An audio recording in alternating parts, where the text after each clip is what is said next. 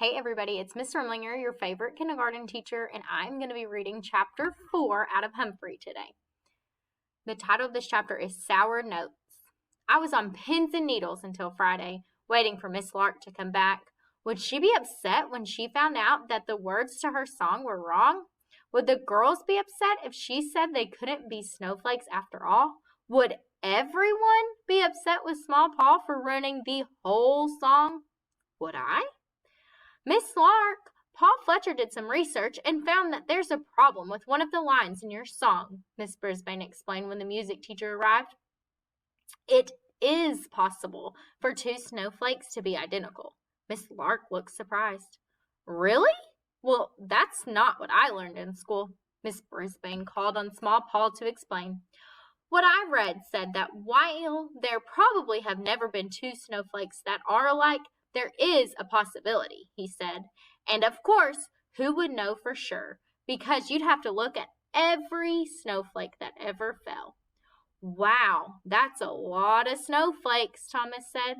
Miss Lark blinked a few times as she thought.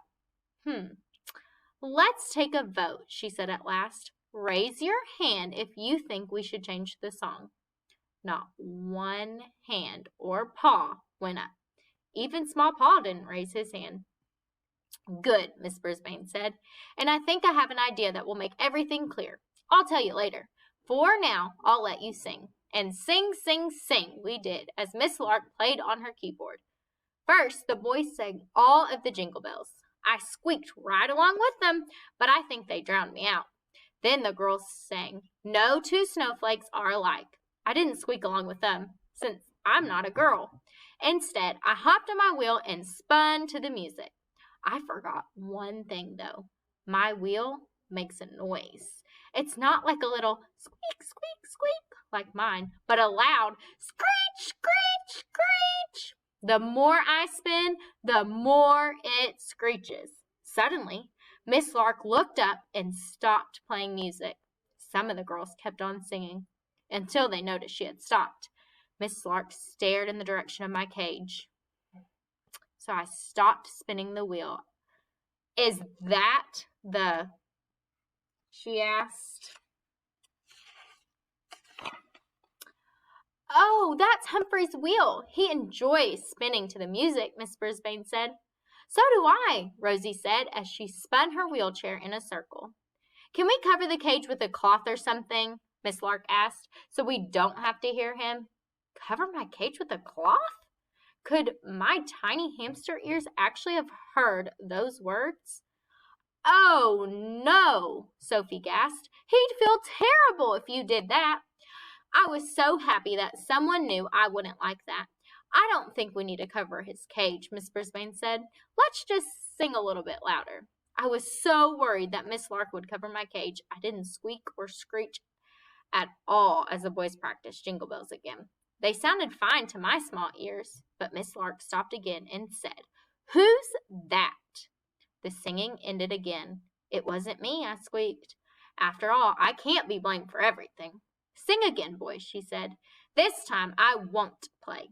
The boys cheerfully repeated Jingle Bells, but this time Miss Lark walked away from the keyboard and stood in front of the boys looking hard at each one. When she was standing in front of just Joey, she frowned. I'm afraid it's you, Joey, she said. The boys stopped singing. What did I do? Joey asked.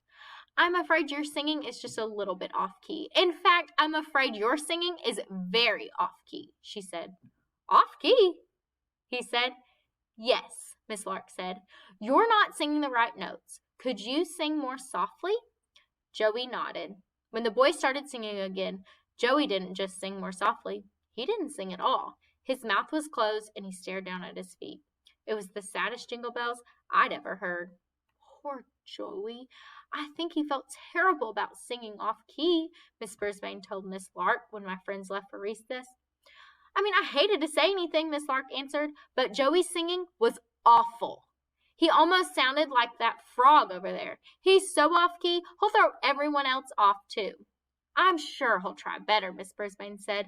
Well, he certainly will, I squeaked. Miss Lark sighed. I know, But will he be better by the time of the show? You know, this is very important to me. Boing, boing, boing, Og twanged. I don't blame him sticking up for frogs. Although, I have to admit, the sounds Og makes don't sound much like singing. Miss Lark shuddered as she glanced over at Og and me. Don't those animals bother you while you're teaching? She asked. Not a bit, Miss Brisbane said. The children learn a lot from them. And you could learn a lot from Miss Brisbane, I squeaked. If only humans could understand me, at least once in a while. I'm not quite sure Miss Lark believed Miss Brisbane, or me. They won't bite? She asked in a shaky voice. Og certainly doesn't, and Humphrey doesn't either. Though some hamsters may give you a nibble if they're scared. It's not their fault, she said.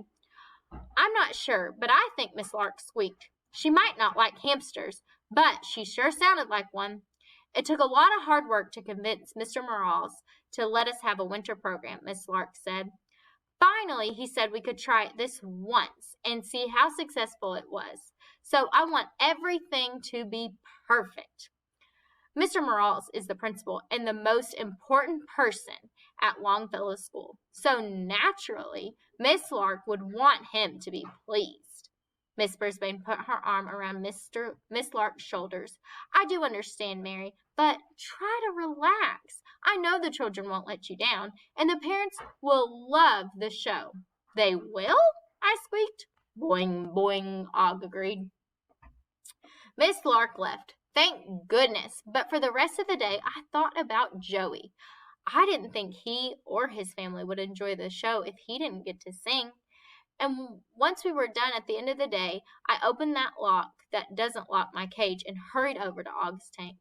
I'm sorry about what Miss Lark said about your croaking, I said. I thought you and Joey sounded great, great, great. It actually wasn't true, but for once I thought it was the right thing to bend the truth just a little.